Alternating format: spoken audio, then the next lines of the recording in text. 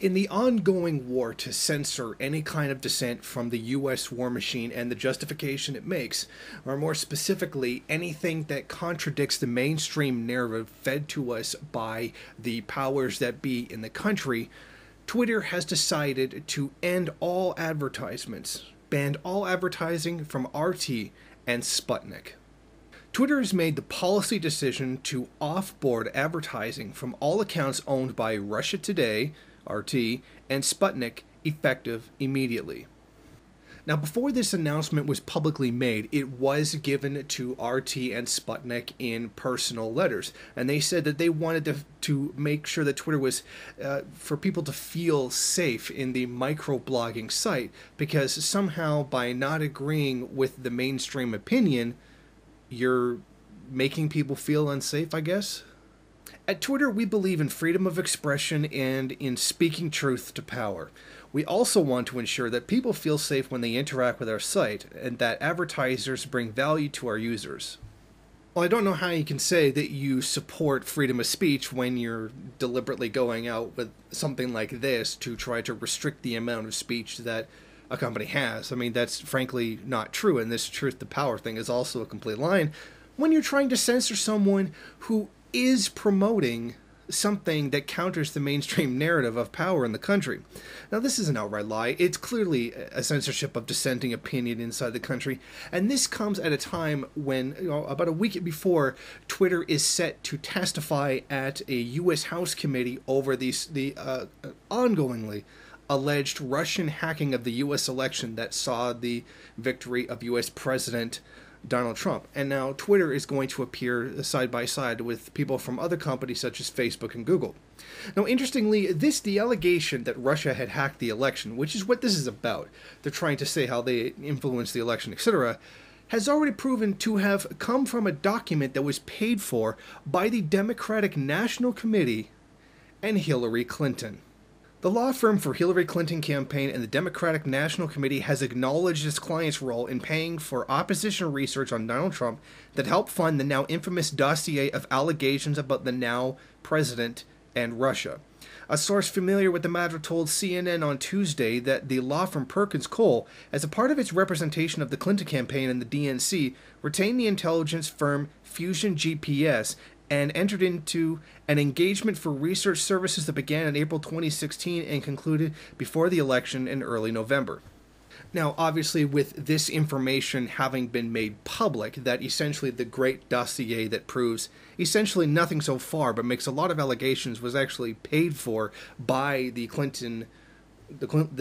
Hillary Clinton and the Democratic National Committee. I mean, of course, now that this has come out, current President Donald Trump has absolutely denounced it. With this fake dossier, it was made up, and I understand they paid a tremendous amount of money, and Hillary Clinton always denied it, the Democrats always denied it, and now only because it's going to come out in a court case, they said, yes, they did it, they admitted it, and they're embarrassed by it. But I think it's a disgrace. It's just really a very sad commentary on politics in this country. Now, it definitely appears at this point that the whole attack against Trump and the alleged Russian interference in the election has been nothing more than the work of a, frankly, butthurt Hillary Clinton and a butthurt America that simply cannot accept that Donald Trump won the election. Yes, it's a very sad thing that someone like that could become the president of the United States, but the American people voted for them.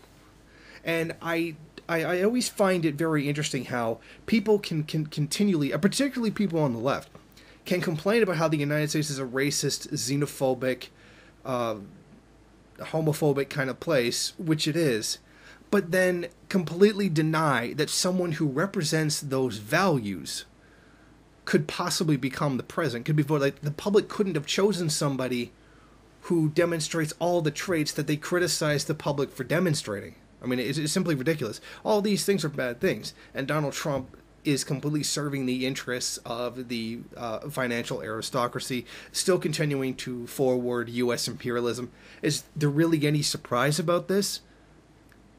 I mean, a lot of the people who probably voted for him thought it was going to be different. Oh, this was going to be against the deep state, etc. Because reform always works, because you change a system from the inside.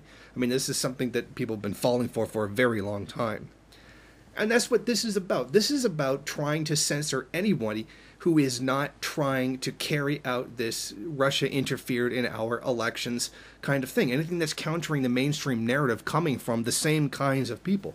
And we've yet to see even a single ounce of evidence. Just the word of many people, including many intelligence agencies, say, all the U.S. intelligence agencies saying they see evidence that Russia interfered in our election, mostly based on this dossier paid for by Hillary Clinton. But it should also be noted that every intelligence organization inside the United States said there was weapons of mass destruction as well. And we know what an outright and utter lie that turned out to be. So once again, we see a social media site kowtowing to the ruling class interests and trying to censor anybody who has any kind of dissenting opinion from the ruling class. Thank you for watching. If you like this program, then please head over to my Patreon page and set up a monthly donation. It's your donations that keep this program running. Also, if you would like, please rate, comment, subscribe, and share in various social media.